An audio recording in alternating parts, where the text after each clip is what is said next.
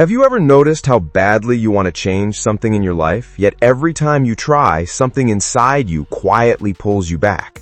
You want to wake up earlier, but your body feels heavier in the morning. You want to be disciplined, but you keep delaying. You want to grow, improve, move forward, and still you stay stuck, even though you know exactly what to do.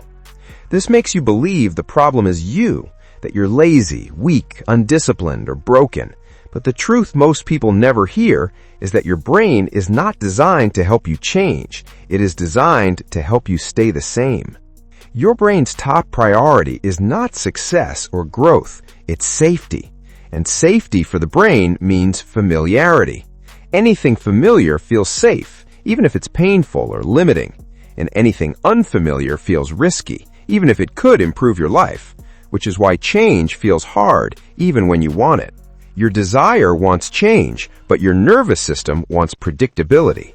And when those two collide, the nervous system always wins.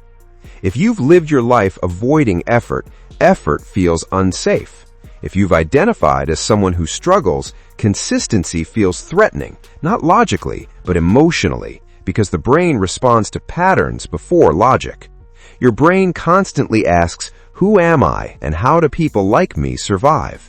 And then it shapes your behavior to protect that identity, which is why forcing change never lasts. You can push yourself for a few days or weeks, but resistance always comes back stronger, not because you failed, but because your brain restored balance and returned you to the identity it recognizes. Resistance shows up quietly as tiredness, distraction, procrastination, confusion, or sudden loss of motivation. And these are not character flaws, they're protection signals created by a brain that treats effort as danger. Most people try to fight this resistance with motivation, pressure, and discipline, but resistance doesn't respond to force, it responds to safety, which is why willpower-based change collapses. The solution is not pushing harder, it's changing what effort means to your brain. Your brain doesn't respond to goals, it responds to evidence. And that's why big plans fail.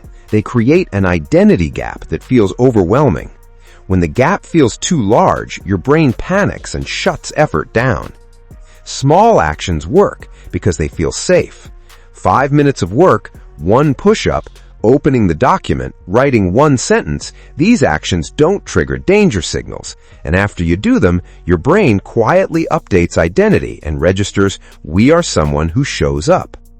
One action doesn't change your life, but repeated actions change self-image, and self-image controls behavior. The next shift is removing emotion from effort. Most people wait to feel ready, motivated, or confident, but readiness is an emotion, and emotions are unreliable.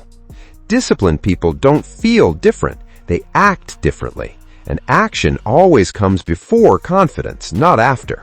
When you act and survive, your brain learns effort is safe, and over time, effort becomes neutral instead of threatening. Identity doesn't change dramatically, it changes quietly. You don't wake up feeling disciplined, you wake up realizing you stopped arguing with yourself. Resistance never disappears, it just gets quieter. And the people who stay consistent don't negotiate with resistance, they move before it gains momentum. Because thinking gives resistance time to grow. Effort becomes heavy when you think too long, and light when you move quickly.